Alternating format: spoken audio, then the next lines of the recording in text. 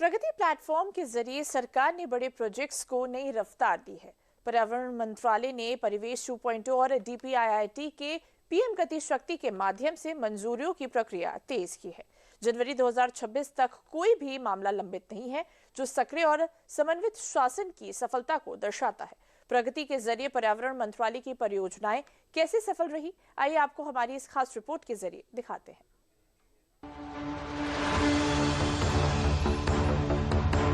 2015 में शुरू किया गया Pragati proactive governance and timely implementation एक प्रमुख शासन मंच है।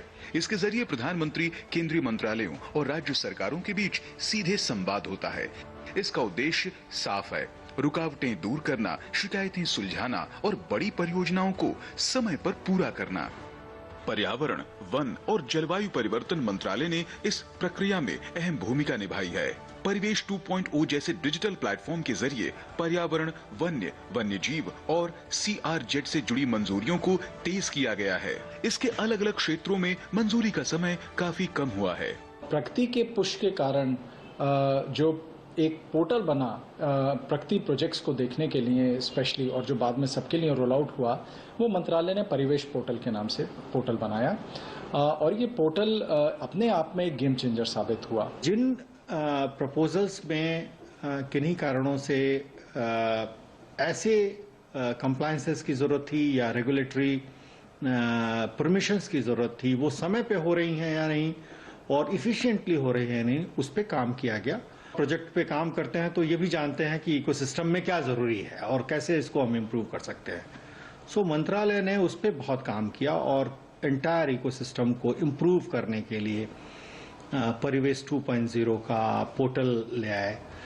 2015 से 2025 के बीच प्रगति की समीक्षा में कोयला, रेलवे, बिजली, इस्पात, सड़क परिवहन, पेट्रोलियम व प्राकृतिक गैस, बंदरगाह, परमाणु ऊर्जा और जल शक्ति जैसे अहम मंत्रालयों की परियोजनाएं शामिल रहीं। इससे तालमेल बना और समय पर समाधान हुआ।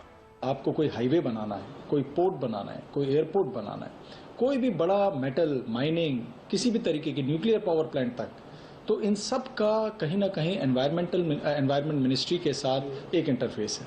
और वो जरूरी भी है, क्योंकि हमने प्रकृति के साथ प्रगति, ये प्रण है और ये जिम्मेवारी है हमारे ऊपर।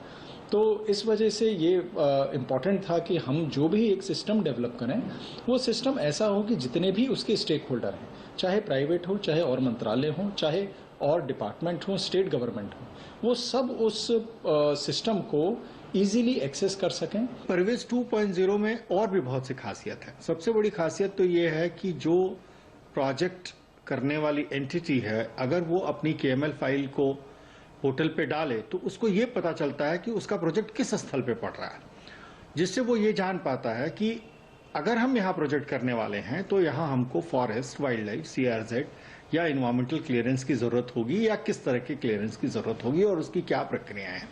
प्रगति के साथ साथ DPIIT के तहत प्रोजेक्ट मॉनिटरिंग ग्रुप भी काम करता है। यह बड़े सरकारी, निजी और PPP प्रोजेक्ट्स को तेजी से आगे बढ़ाने में मदद करता है। प्रोजेक्ट मॉनिटरिंग ग्रुप भूमि अधिग्रहण, नियमों से जुड़ी मंजूरियों और मंत्रालयों के बीच समन्वय पर काम करता है और पर्यावरण, वन और जलवायु परिवर्तन मंत्रालय के साथ मिलकर काम करता है। नतीजे साफ दिखाई दे रहे हैं। जनवरी 2026 की शुरुआत तक PMG पोर्टल पर कोई भी मामला लंबित नहीं है। यह सक्रिय शासन और बेहतर तालमेल की सफलता को दिखाता है।